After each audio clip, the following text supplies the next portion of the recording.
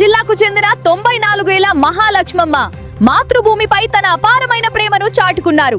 2000 సంవత్సరంలో అమెరికా పౌరసత్వం పొందిన ఆమె జీవిత చరమాంకంలో మిగిలిన రోజులను తన పుట్టిన నేలపై గడపాలనే సంకల్పంతో భారత పౌరసత్వం కోసం దరఖాస్తు చేశారు.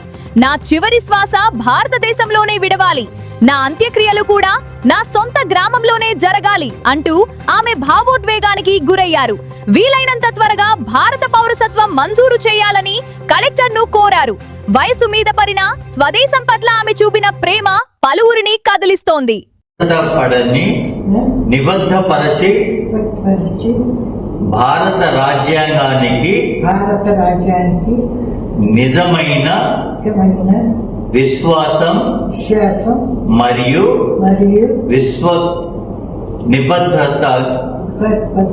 విశ్వస్త అంగీకారాన్ని కలిగి భారత చట్టాలను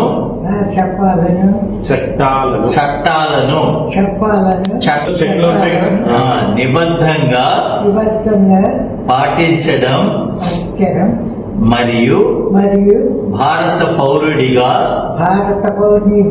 నా బాధ్యతలను పూర్తి చేయటం వాగ్దానిస్తున్నాను.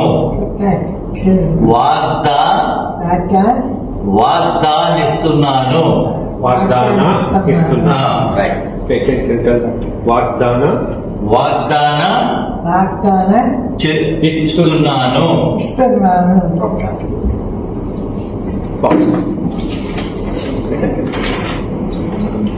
Second form 3.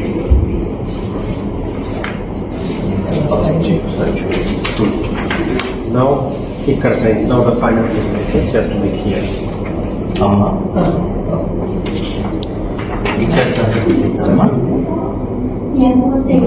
ఇక్కడ సంతకం పెట్టండి. పని చేస్తున్నా ఇక్కడ